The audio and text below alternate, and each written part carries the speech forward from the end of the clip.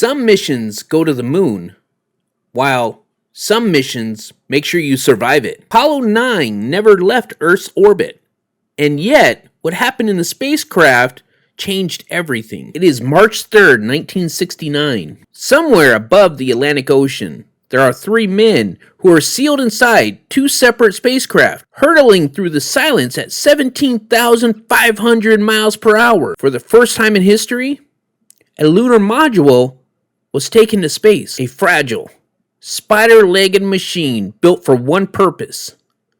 That was to land on the moon. But today, it won't be going to the moon.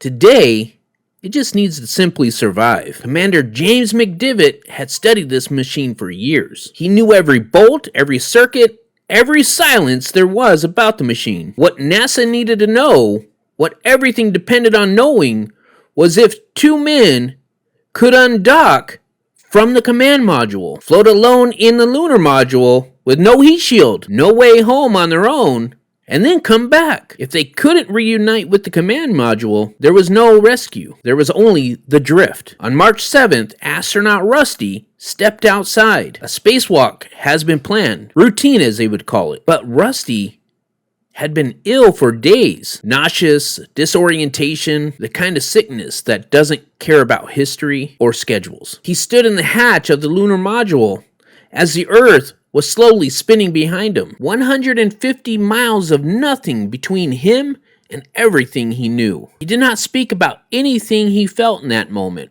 for many years. But when he finally did, he said that he didn't feel like he was representing humanity. He said that he felt he was humanity. One fragile thing, suspended, breathing. 6 days into the mission, McDivitt and Edgar undocked the lunar module and flew it alone, further than any crew has gone without a direct line home. The command module pilot, David Scott, just watched them disappear. For a moment, that felt much more than it really was. They were gone.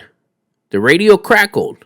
The distance grew. And then, slowly, they came back. The docking was successful. And Apollo 9 had done what it came to do. 2 months later, Apollo 11 would go to the moon. Neil Armstrong would take that first step. The world would hold its breath. But none of it, not 1 minute of it, would have happened if it wasn't for the three brave men who went to space and went nowhere, who orbited in silence and proved that the machine could bring you home. The moon gets all the glory, but it was a dress rehearsal that kept the men alive long enough to be able to reach it.